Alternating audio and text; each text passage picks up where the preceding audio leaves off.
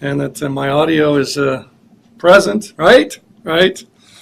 And here we are in the slide starting with the alleged mistake number 7. You know, anything that's attached to the concept of private or market or choice, to some people, again, maybe deliberately wanting to mislead, or maybe just some people don't understand markets and economics as well as they should. Some people have said this is because our system is low performing, so it's kind of a circle. Because the system is low performing, they're not learning enough economics that they could learn even through high school, and therefore they're more gullible in terms of viewing certain things in ways that aren't appropriate or relevant. Well, that's in evidence here in part because contracting out, simply having a public school district contract out the management of some or all of their public schools, is seen as markets and free enterprise in action. And to some extent, I mean, there's a market there. I suppose there could be competition for the contract, but beyond that, once the contract is let, you have still a monopoly. It stays a monopoly, and there's no price change there. Typically, the manager of the public schools who has won the contract has to keep it free and has to try to make a profit within the per pupil amount that's provided in the contract. So it's another one of those alleged mistakes to allege that, and I say let's use the word alleged twice because I am alleging these are mistakes, and not everybody agrees they're mistakes. I'm just being honest about it. So an alleged mistake is that contracting out is seen widely or depicted widely to mislead. That is real privatization, real markets in action, market accountability on trial, so to speak. Whenever businesses are involved in any way, not so. It's still a monopoly. And the price system is still not there. And competition, to the minimal extent that it exists, only exists for when the contract is near expiration. There might be some competition there. And also in terms of the competition, or in terms of the school district deciding on whether the existing contractor has succeeded or failed, what are the criteria? Well, typically these contracted out situations are for public schools that are low performing by public school standards. And again, there's that one-dimension problem. It's low performing in terms of what's being measured, typically the standard test scores for reading and math. And so the criteria of success is that that the school being contracted out improve to the level of what's normal in a system characterized as nation at risk, low performing as a whole. So this isn't a very dynamic situation as in markets, where what markets are all about is people looking for better and better deals.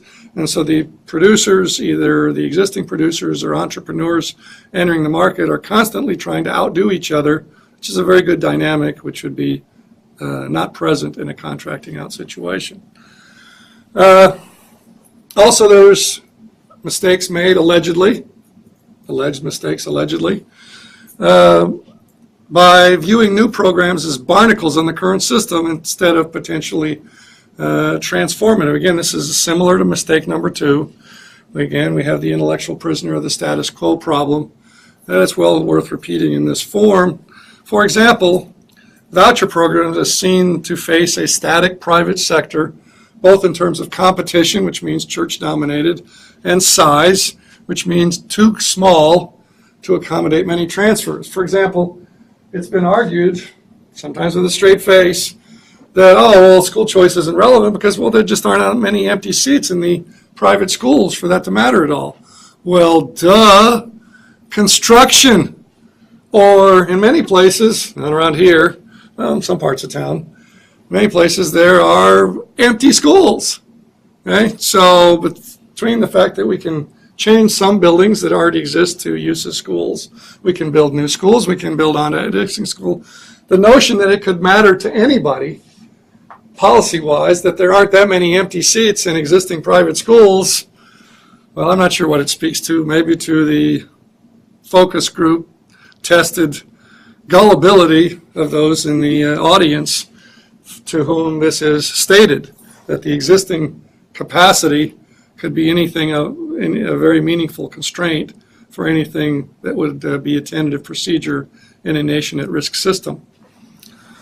Oh, and then there's number 9, statistical analysis. Boy, be careful about this. Read the fine prints, the fine print in these studies. They control for too many things, at least I allege that they do. They make adjustments to the data, fudge the data basically, but with a straight face. For example, for selection bias. And this is a tough statistical bit of gymnastics to do in the first place. It's one of those things that takes it out of the realm of regular people being able to understand what's going on. It puts them in the realm of, oh, it's just controversial now. We have the academics arguing over the results. It's controversial, and, well, since it's controversial, we can't move forward. So it's, in many cases, it's a deliberate thing to make it controversial to move forward because the statistics are so obtuse, so technically detailed, that regular people just glaze over when they hear people discussing, they hear these issues being discussed. But let me give you an example here that's, well, it's up on the screen. A study recently came out that said the Chicago public school, chartered public school experiment, as it was called, was not producing very good results. This was based on a study, and by the way, I believe that that's probably likely. But if you look at the study from which, let me just back up a little bit, Illinois is a D state. In other words, its charter law is barely beyond, and probably not really beyond, in name only. The charter public schools in Illinois are not much of anything more than creatures of the district, where the district, in some cases, just wanted to get some of the low-performing kids out of existing schools in order to boost those existing schools' test scores. There's not any competition involved that charters were counted on to create. There's not any innovation going on that these aren't independent schools. But okay, so that said, likely the charter experiment in Chicago, I wrote a blog that said, don't try to defend it. It's not school choice. It's school chance of anything. It's not anything that we want to defend in action. All that said, one of the things that this study did that came up with these results was it controlled for parental engagement. In other words, one of the things for which we want to have alternatives to traditional public schools for is increased parental involvement, increased parental engagement, has been controlled away for. In other words, we've found out how much difference it made, if any, and said we need to ignore that to make a fair comparison. So basically what we're saying is we need to find out all the advantages of not traditional public and just eliminate those or control them away. We need to impose the roots of the problem, all the handicaps that we can possibly control for statistically, all the handicaps of traditional public schooling. We need to impose those statistically on the schools, charter or private, that they're being compared to have a fair comparison. I think ridiculous is too strong a term. No, let me say that again. Ridiculous is not too strong a term for that. It means that we're going to insist that any alternative to traditional public schooling is going to be equally handicapped. We're going to control away the very reasons that we might want to have a significant set of alternatives and complements to traditional public schooling.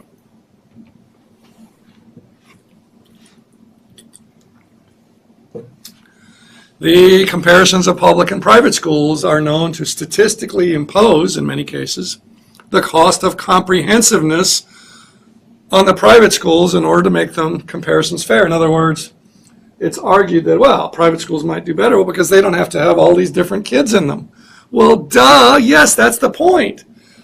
Have focus, specialization in the private schools.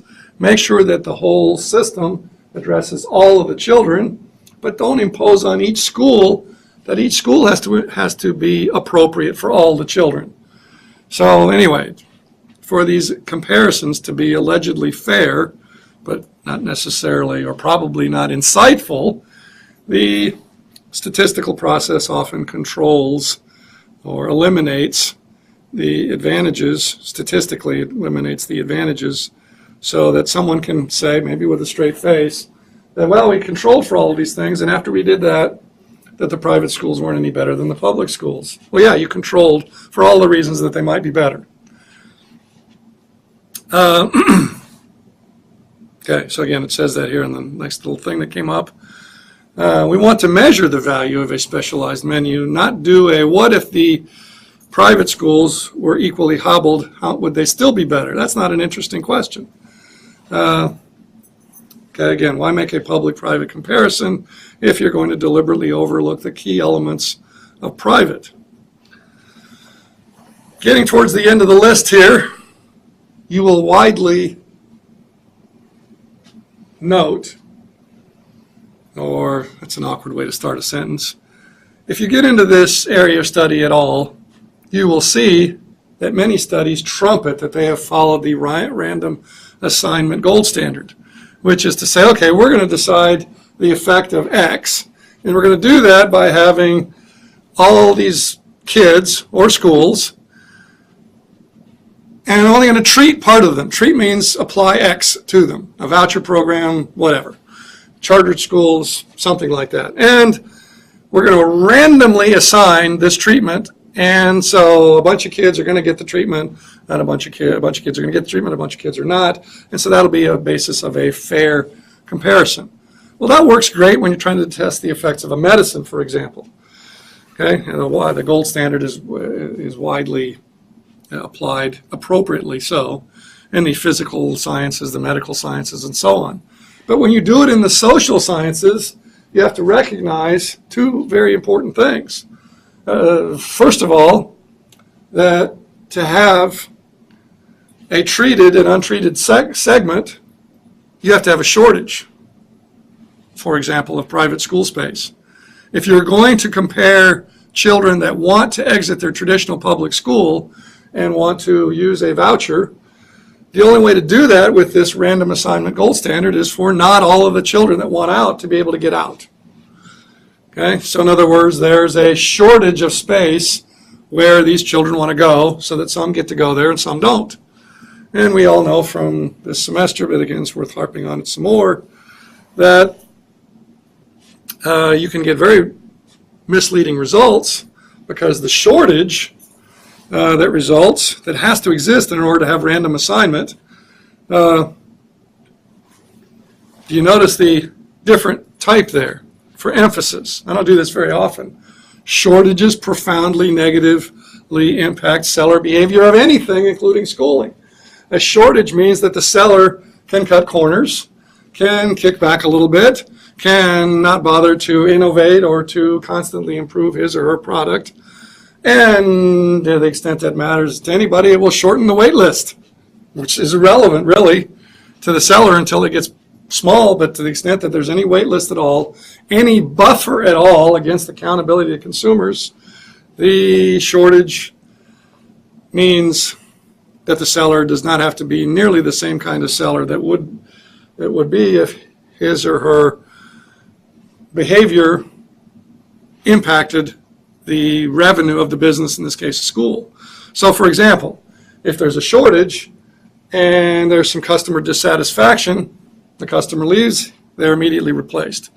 There is no accountability to the customer in a significant shortage situation, and yet that's being held out. The behavior that results from that kind of an insulated against consumer accountability, that is being held out as behavior that should be expected in a normal market-like situation, or that it's emblematic somehow of how school choice will operate. No, only if there's a shortage.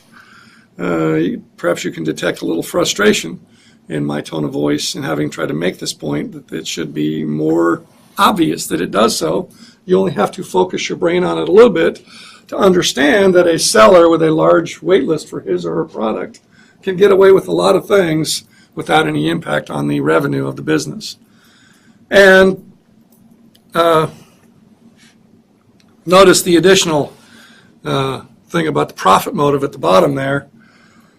If you have a situation where somebody is insulated against major changes in their revenue by cutting corners, by doing things that the customer doesn't appreciate. For example, you could tell everybody they got to buy uniforms.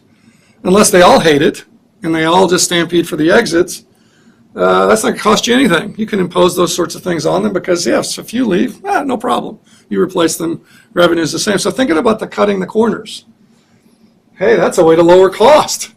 Can't do anything about the revenue. The revenue is specified. Okay, in the shortage situation, shortages result from price controls, prices below the equilibrium, where the demand is more than the supply at that given price, but you can reduce costs. Yeah, shabby buildings, those sorts of things, shoddy materials. Hey, but the alternative to traditional public school is so bad that people will tolerate them. So the profit motive makes that even worse, and it's just a recipe for scandal, which could bring down the whole school choice, sort of a scandal. It could bring down the whole school choice movement. Okay,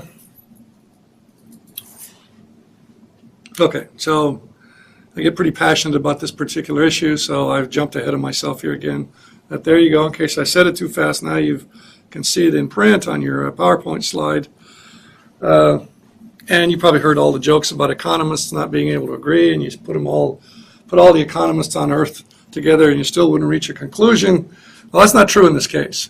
Much reduced quality is a well-established and intuitive outcome of persistent shortages, and perhaps even more important in this instance than the quality reduction, the possibility of scandal and corner cutting and just not so customer-friendly attitudes. Perhaps even more important than that is that the notion of the relevance of the gold standard at all.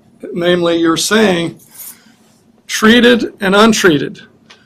Voucher students that got into private schools, children that applied for vouchers that didn't get into a private school, we're going to compare them.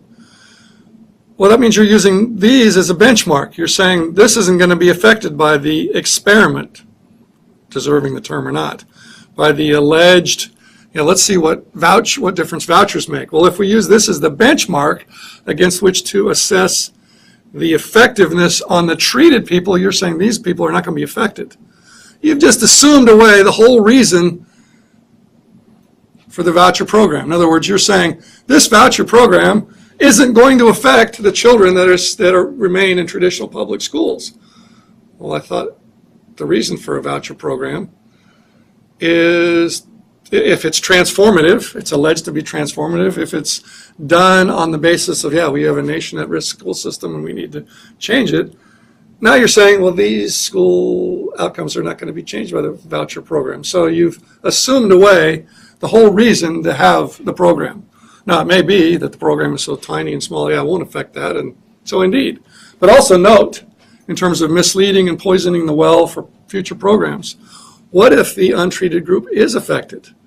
Okay, so here you have the voucher using students, and here you have the supposedly unaffected by the voucher program traditional public schools. What if they do respond to the pressure to improve, either from publicity of all the people leaving for the voucher program or a genuine competitive response of, hey, we better do something to keep from losing our customers? What if they do improve some? Okay, the difference between how much these went up and supposedly these weren't going to go up, but if they did go up, that reduces this difference. Okay, so if there is an effect, which we hope for, from a voucher program affecting all of the schools, either directly or indirectly, if there is actually that effect that we hope for, and we've done this gold standard thing of treated and untreated isn't affected, we're diminishing the measured size of the benefit, because if they go up, the difference is smaller. And so affecting, as we would like, the untreated, not directly treated, they didn't use the voucher, they stayed behind in their traditional public school. So if they're treated, it's not directly but indirectly. But if they improve, that diminishes the measured effect of the treatment, which makes it look smaller and therefore less effective. Okay, so as I said a minute ago, only for small scale, therefore largely irrelevant to school system transformation, imperative is that gold standard untarnished gold standard. Notion that the untreated or the students are left behind, they're not affected, that's an appropriate benchmark for measuring the effect of the program. Only for small-scale policies is that assumption non-heroic. Okay, and again, we should not be comparing, as I said earlier, differences within the system. We need to compare systems, not parts of systems, especially not parts of low-performing systems. And another one that yours truly may be one of the few people to make a big deal out of and point out. Some people have done so without the words attached to it, namely the notion of transition and equilibrium that we economists are used to using. And I don't use the equilibrium term too much outside of my economics classrooms. But for example, let's say we want to compare, I shouldn't use the term we, because I don't, but suppose one wants to compare chartered public schools to traditional public schools. And again, I don't think that's all that useful, but suppose you at least want to do it fairly and say, okay, yeah, fine, I recognize it, they're different parts of the same system, but let's see if some parts work better than others, kind of like the Thule et al., public versus private in developing countries. And you pass the charter law, and some charter schools start up, and there's all kinds of stuff going on, and you say, okay, it's been around for a couple of years, let's compare. Well, the dust may still be settling. The comparison you may be making is a snapshot of the new part of the system in transition still, compared to the old part of the system, which may have been disrupted, which means it may be in transition. And what you want to do to make a fair comparison is to be comparing the equilibrium condition of the one part of the system to the other part of the system. So it's widely, a mistake that's often made is that transition situations are implicitly seen as steady state, and comparisons are made with a straight face that these transition states are insightful in terms of evaluating the success or failure of the new policy. One of the ways in which this has been recognized implicitly, but without the kind of terminology of transition states and steady states and equilibriums, is the notion that charter public schools, gasp, are not that effective sometimes in their first year. They're just kind of feeling their way along, trying to get used to doing things. You know, it's a new enterprise, new teachers getting along with each other and getting to know each other. You know, all the reasons that startup things are, you know, there's a lot of noise at first. And it was discovered that if we remove from the data, charter versus public, if we remove from the data for the charter side, the performance in the first year of the new, the first year effects of charter public schools, suddenly the comparison between the more independent public schools and the school district public schools suddenly looks a little bit different. The charter public schools don't look so ordinary and average compared to this other part of the system. Again, that's despite the fact that, as you've heard all semester long, that charter public schools have some substantial problems. You know, price controlled and non-selective admissions, we went over those. Those are major things that charter public schools have in common, major reasons to expect there to be reasons for not all that exciting performance.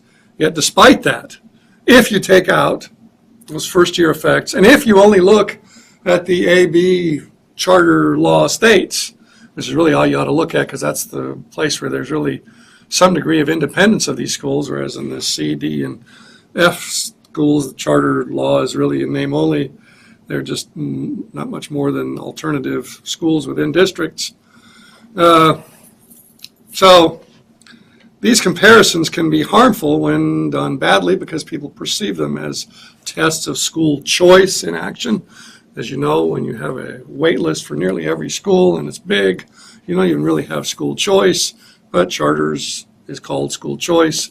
And so if a comparison is made between charter and traditional public and it doesn't look like the charters are all that much better, that's kind of a black eye for that institutional innovation of charter law. which could potentially be a step in the right direction, but not a big enough step. But it may be zapped in the cradle, so to speak, by this by a potentially very misleading comparison of charters in name only, including those even in the A and B states struggling in their first year, and then getting a lot better if they survive the first year and get a lot of issues ironed out in the process. You may have figured out the truth in this phrase all along already. And it's a lot easier to inform people of what the truth is than to get out of their head something that they think is the truth, but is actually not. And so we want to compare systems, not parts of systems, especially bad systems. For example, it would be good to compare the Milwaukee situation to another place like Milwaukee that, well, similar to Milwaukee before vouchers were introduced in Milwaukee. And I've done a little bit of that, and it kind of warns us that some of the results that we haven't seen in Milwaukee or should have wished we'd seen in Milwaukee and why they haven't been forthcoming. Indeed, Milwaukee has not been all that much better than other urban systems like it that have not adopted a low-income, targeted, small amount voucher program, which Milwaukee did do. Another comparison that I've gotten into a little bit that might be made in more places more often, and that is, for example, in New Orleans, about 70 to 80% now of schooling is delivered through charter public schools. That's been touted as a big deal in a lot of places. I would argue that the benchmark might not be the best. In other words, that the comparison, which is basically the average for Louisiana as a whole, might not be appropriate. That it might be better to compare New Orleans to a similar metro area, not too many of those around, not in Louisiana, but maybe Memphis is similar, and to see how much better New Orleans is than this other school system like it. It was like it before Katrina, and then after it, well, Memphis has not changed much in terms of the makeup of its school system. New Orleans has. Has that made a difference? Those are the kind of comparisons that we should be making more of. We need to look a lot closer, a lot better understanding of how important the differences in charter law are. We need to look a lot more at how important the similarities in charter law. Again, what are the similarities that exist across the 42 states plus DC? Price control and non-selective admissions. How important are those? Those need to be recognized as important things. Also, a few states allow profit either directly or indirectly by charters, and most states do not. Some allow cyber charters, in other words, virtual schools through the charter law. Some states that allow charter do not allow cyber charter under that label. Those are the kinds of comparisons that we need to make. Do the addition of laws with those differences make the school systems of those states or those localities different, better or worse than similar states and metro areas and other places without those unique features? I keep coming back to this because there are only two ways to orchestrate a school system: central planning or profit loss and price change. We need to highlight and make much more obvious to many more people how important this price control issue is. If any of you would like to be a helper in a Missing Prices in Education blog, I already have the blog, as you know. The reason that I don't have it called the Missing Prices in Education blog or have as many blogs in there with that theme is because it would take research. Somebody's got to give me a hand. Maybe I can find some money for some of it to just dig deep and find all of the examples out there where somebody alleges a problem or alleges something else and it isn't a problem, at least not to them, but alleges an issue or a problem. And they may not recognize that it's because of price control, but by golly, we're going to dig it up and we're going to point out that, yeah, sure, that's because of we set the price of this or set the price of that, and we didn't allow it to be set by market forces. And so I would like to add to my blog that I already have more blogs, more essays that address why problems occur, or that problems occur in many places, unrecognized cause being price control. Some other projects that one might get into to highlight the issue, to measure the effect of presence, absence of dynamic price signals. You could compare the different levels of price control in the U.S. states. For example, the charter laws in the United States, the 42 plus DC, vary widely in terms of how much money they back a certain child with. So for example, price control exists in all 42 states plus DC, but it exists at different levels in those different states. And so based on that, we might be able to get some insight on the effects of price control, but with it at different levels. Some states use the weighted student formula. So yes, there's still price control, but it varies by child within within current charter laws across the United States. Chile and Sweden could be compared. I've been trying to get some scholars together from Chile and Sweden. Haven't succeeded so far to do that because they know a lot more about their respective school system than I can ever learn. If I were to undertake a study like this, I might make some mistakes in comparison because I'd be unaware of some key feature that might be responsible for the results that I might be assigning to that. But the reason that a Chile-Sweden comparison could be very useful is because Chile allows shared financing. It has some limitations, and yes, Chile has some problems in that the school choices are precluded from differing nearly as much as they might by central government regulation of public as well as private schooling. Sweden does the same in terms of the regulation. Now, of course, not exactly the same, but again, the private and public choices are very tightly regulated from the center, from the central government. But in Sweden, they do not allow shared financing. Schooling must be free. If it's government financed, whether it's private or public, you're not allowed to ask the customer to top it off, and therefore Sweden precludes pedagogies, instructional approaches that cost more than the government-funded amount. Chile does not. In Chile, it is possible, financially feasible, to offer schooling that costs more to deliver than the government payment, because in Chile you can ask for, and by the way, that's key, ask for. It's one thing to demand a copayment, to say, customer, pay me $2,000.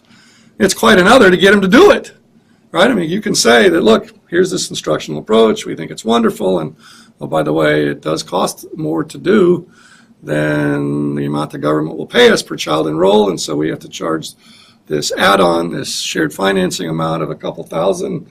You know, if you think it's worth it for your child to have this, to pay the extra money, by all means come here, enroll.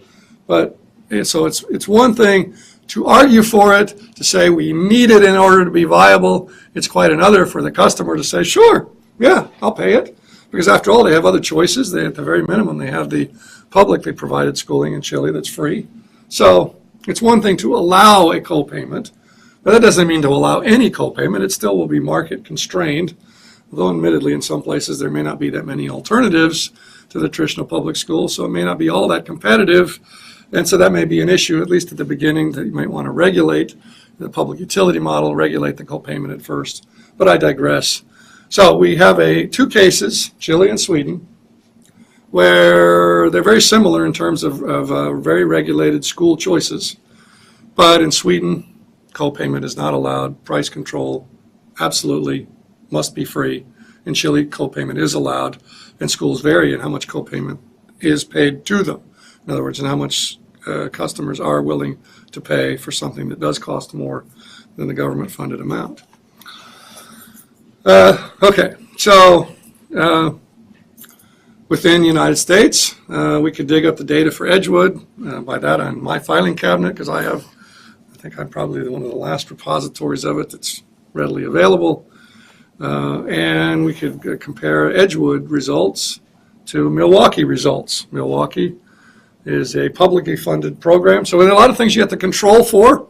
And there I'm using that phrase again, but we don't want to control for the inherent differences between public and private. We want to control for the fact that Milwaukee is publicly funded and Edgewood is privately funded. Those are things that are legitimately controlled for, because we want to know what the difference is. In this case, focusing on the copayment factor. Edgewood allowed copayment. You get your $4,700 voucher from the private funders of the Edgewood program. You could go to a school that charged $5,700 and add on the extra $1,000 of your own money, or get a scholarship from a church or from another entity to come up with the extra $1,000. Milwaukee, no, you're $6,000 or so dollars. I think it's up to about $7,000 now. If the school will accept you for that sum, fine, you're enrolled. If the school has a pedagogy and instructional approach that costs more than that, then they cannot and will not accept Milwaukee voucher holders. We can also look to historical situations to the extent that we can find data. The United Kingdom and the United States before 1840 was market-driven system, so we might be able to dig up some data there for prices in action. And then there's that Tooley et al. Stuff where we can look at state school separation in a compromised way in these developed countries, and prices fluctuate there according to market circumstances. Then we could probably learn something from that at the very least, highlight the issue and its importance, and get more people thinking about it. We also need to be fair, not be biased. We need to say, look, what's going on here is dynamic price signals. They don't necessarily have to be formed by markets. That was a huge debate about 80 years ago in the United States, where ultimately, as part of the debate, it was agreed to the fact that prices were essential to orchestrating the what, how, and for whom issues that all industries must resolve. But the one side said that the price signals could be centrally orchestrated. So this is going to be central planning, where the central planners were going to have to use dynamic price signals, dynamic in the sense that the central planners would vary them. And the other side of the debate with von Mises and Friedman, and was Milton Friedman? Friedman was too young. Friedman and Hayek and others said, no, not going to work, that only market-determined price signals were okay. Well, I frankly agree with the latter group, but by golly, there's Charles Koch and his multi-billion-dollar industries that you can read a book that he authored. The name escapes me for the time being, but it describes how the business, the firm, had an internal, dynamically altered, centrally orchestrated price system that influenced the rise of that huge company to its billion-dollar status. And then my former colleague, Bob Collins, had what he called a fee-bait strategy. He had several articles on how that might be applied to different things. Again, it's a centrally orchestrated fee and rebate combination by which price signals can be orchestrated from the center and produce some or more or better price signal benefits, depending on your perspective, than the market, strictly market-oriented variety.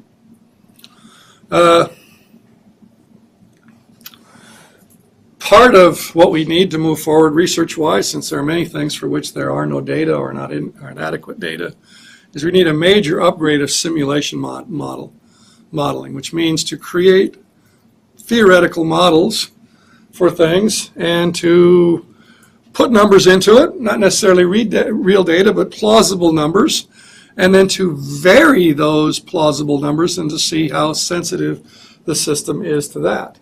So that can tell us potentially, for credible configurations and plausible parameters to that, can tell us important things about how certain policy decisions would affect it, how sensitive is the outcome, which aspects of the system will change and by how much if certain policies are changed. And a big issue, and appropriately so, in legislatures around the country and the world, is what is the fiscal or tax cost of, and tax benefit in many cases, the fiscal cost or benefit of various school choice policies. And you can see the website address there. We're about 99.9% of the way to get this thing to be fully functional, where you plug in some data and you get out a estimate of how many children will switch from public to private. So this is my baby, the fiscalnotescalculator.net. And hopefully soon it'll be fully functional. And so that'll help eliminate some imagined problems. It'll be in the realm of reality rather than what we are guessing will be the fiscal cost or benefit of leveling the playing field between public and private schools.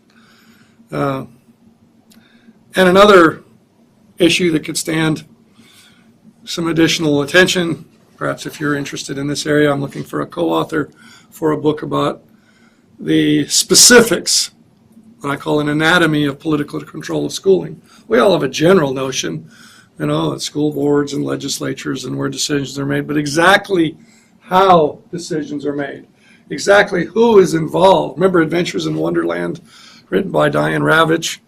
Exactly how decisions are made and who controls them and what are the influential parts of the system.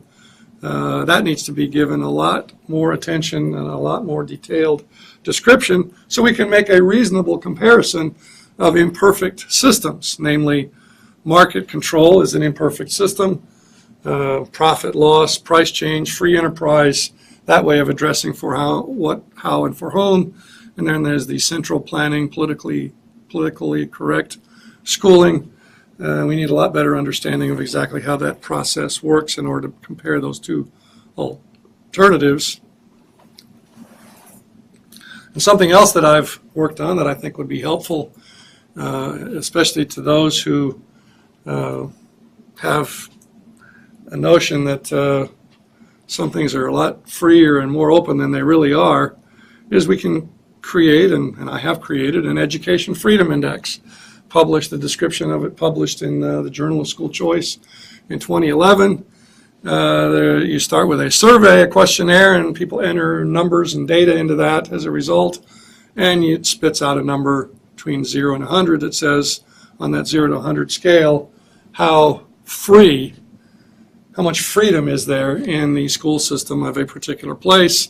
I'm now developing a website that eventually will be able to we'll have a calculator in it where somebody can go to enter data for a country or a state, for a school system, so that it can be described. So, for example, someone may believe that a system that they believe in is highly free, okay, that it's market-driven and all that, and then they enter the data in here and they get a 40 out of 100, and they go, ooh, wow, there's a long way to go in making this an even freer, more market-based, more competitive in terms of trying to appeal to consumers and win them over kind of a system. And then the issue that we stopped short of in Module 8 of discussing, there at the bottom, the stratification issue, we need a lot more research on that to bring to attention, to test the hypothesis, my hypothesis, that school choice can either increase or decrease stratification, or in some cases, if there's force involved, segregation. And that I think that it depends on how much diversity there is among the schooling options. I believe, and so that's the hypothesis, I believe that increased school choice within a system, so a limited increase in school choice within a system that will likely not be changed by that school choice. And therefore, the school choices will not change that much and will not differ that much. Well, could produce increased stratification, maybe segregation. Although the current system has a high threshold, and by that I mean that it's very stratified already, and to increase that would be a challenge. So it might be tough, even with limited school choice, to make the United States, or the school system of most states in the United States, more stratified than they already are, but perhaps that's possible. I believe that in a system with dynamic menu of schooling options specialized by free enterprise according to profit and loss and changing prices, would reduce socioeconomic stratification because parents value differences in schools academic differences in schools more than they value differences in student body composition, and that the correlation, that there isn't much, if any, correlation, with perhaps some minor exceptions, there isn't much of any correlation between ways that we describe ourselves for purposes of stratification, segregation, for example, Hispanic and African American and white and Asian and male and female and all the rest, ways that we describe ourselves. I don't think there's a correlation between very many of those, if any, and preferences for different kinds of academics, either thematically or pedagogically. And so if people sort themselves through school choice according to academically relevant preferences, what the school does or how they attempt to do it, that the result is likely to be a much greater mixing, much less stratification of Anglo people, African American people, Asian people, Hispanic people, you name it. But it's a research issue. Not everybody agrees with the statements that I just made. Let's get out there and research those hypotheses. A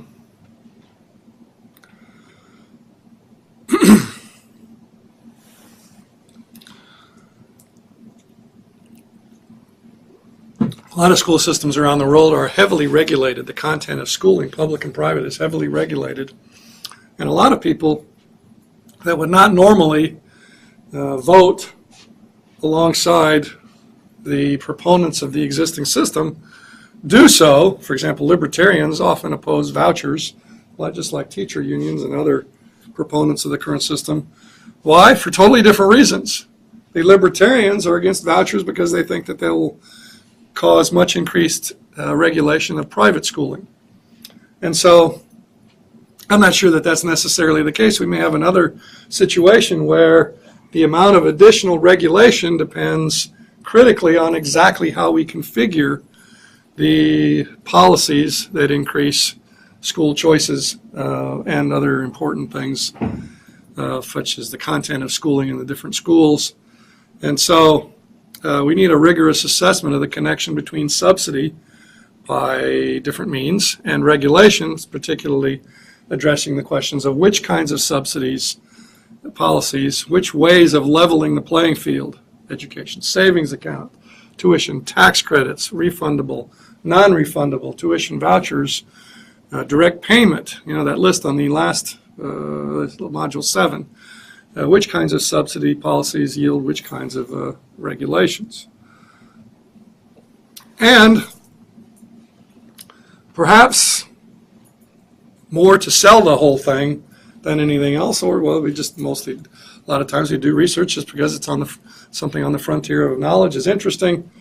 We need to research the direct and immediate economic development effects of a school system introducing major change of any kind, for that matter, but especially a leveling of the playing field between public and privately produced schooling options. One of the things that was discovered as part of the Edgewood research that I did was that the possibility of enrolling your child in a private school for not much additional money beyond a voucher that was available to you. In other words, perhaps there might be a co-payment, but to be able to choose between public and private without the huge additional cost of private school tuition attracted a lot of people. You had to live in the Edgewood School District to be eligible to get a tuition voucher that was made available there. And so a lot of people moved into the Edgewood area fast when it became known that vouchers were available to those who preferred private schooling. And so imagine that you have a state or a metro area or part of a metro area that passes a relatively wide open, unrestricted, universal school choice program of some kind, voucher, tax credit, education savings account. You might see a remake of that area, economic development, in-migration, changing where people move. For example, you might end the hollowing out of our downtowns by people moving to perceived to be better functioning public schools in the suburbs. and some of them are better because they lack some of the discipline problems of downtown, but in terms of academics, still the same roots of the problem present. If you eliminated those kinds of pressures by having a leveling of the playing field between private and public schooling options and energized free enterprise with a price system and potential for profit, you might have some very significant economic development effects. And we need to understand those as part of our understanding of transitions and end state effects, but we also need to understand it to help sell this notion, to help persuade the fence-sitting legislators that adopting school choice is a good idea. Oops. So you can see we went to black there for a minute. This is the last slide of a lengthy, I believe it's 43 slide, therefore most of 2-week module 9. You can see that there are many, many critical unaddressed issues, and addressing some of those will create some more unaddressed issues. There's also a lot of wrong, misleading, and irrelevant findings out there to refute and correct. And there are a lot of technically brilliant people doing trivial work, partly because they're driven by academic incentives to research things for which there are data and to ignore things for which there is not data. And so we need to reallocate some of those skilled, some of that skilled scholarly labor, partly by, hopefully by producing better data, but also by a more determined search for improved data and for maybe some of that simulation modeling and some other issues that we can hopefully persuade some of them to give their attention to, despite the pull of data, but often uninsightful data. So that's it for Module 9. We'll be working on that through the next couple of weeks. We will be getting into Module 10 before the end of the 2 periods from now. So we need a little bit more than one module for more than one Thursday for Module 10, and probably a little less than 2 Thursdays for Module 9, although I'm sure we could easily use both periods, and probably we will, just by inertia.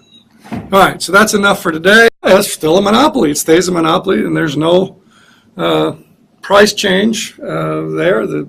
Typically the manager of the public schools who has won the contract has to keep it free and has to try to make a profit within the per pupil amount that's provided in the contract. So it's another one of those alleged mistakes to allege that, and I say let's use the word alleged twice because I am alleging these are mistakes and not everybody agrees they're mistakes. I'm just being honest about it. So an alleged mistake is that contracting out is seen widely or depicted widely to mislead. That is real privatization, real markets in action, market accountability on trial, so to speak. Whenever businesses are involved in any way, not so. It's still a monopoly. And the price system is still not there, and competition, to the minimal extent that it exists, only exists for when the contract is near expiration.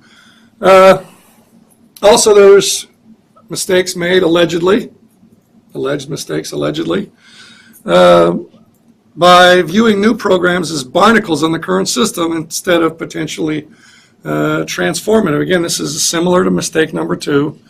Again, we have the intellectual prisoner of the status quo problem. That's well worth repeating in this form. For example, voucher programs are seen to face a static private sector, both in terms of competition, which means church-dominated, and size, which means too small to accommodate many transfers. For example, it's been argued, sometimes with a straight face, that, oh, well, school choice isn't relevant because, well, there just aren't that many empty seats in the private schools for that to matter at all. Well, duh. Construction, or in many places, not around here, well, in some parts of town, many places there are empty schools. Okay, so between the fact that we can change some buildings that already exist to use as schools, we can build new schools, we can build on existing school, the notion that it could matter to anybody, policy-wise, that there aren't that many empty seats in existing private schools. Well, I'm not sure what it speaks to. Maybe to the focus group tested gullibility of those in the audience to whom this is stated, that the existing capacity could be anything, a very meaningful constraint for anything that would be a tentative procedure in a nation at risk system. Oh, and then there's number 9, statistical analysis. Boy, be careful about this. Read the fine prints, the fine print in these studies. They control for too many things, at least I allege that they do. They make adjustments to the data, fudge the data basically, but with a straight face, for example, for selection bias. And this is a tough statistical bit of gymnastics to do in the first place. It's one of those things that takes it out of the realm of regular people being able to understand what's going on.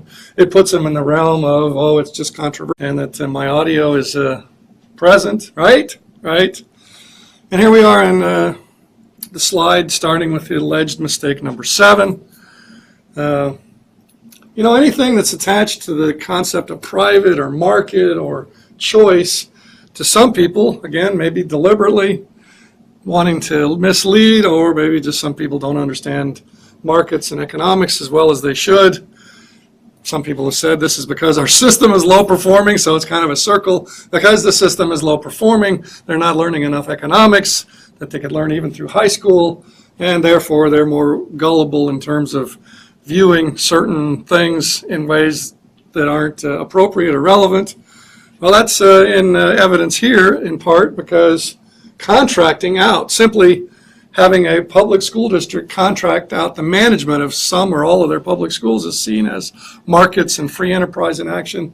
And to some extent, I mean, there's a market there. I suppose there could be competition for the contract, but beyond that, once the contract is let, there might be some competition there. And also in terms of the competition, or in terms of the school district deciding on whether the existing contractor has succeeded or failed, what are the criteria? Well, typically these contracted out situations are for public schools that are low performing by public school standards. And again, there's that one-dimension problem. It's low performing in terms of what's being measured, typically the standard test scores for reading and math. And so the criteria of success is that that the school being contracted out improve to the level of what's normal in a system characterized as nation at risk, low performing as a whole. So this isn't a very dynamic situation as in markets, where what markets are all about is people looking for better and better deals. And so the producers, either the existing producers or entrepreneurs entering the market, are constantly trying to outdo each other, which is a very good dynamic, which would be not present in a contracting out situation.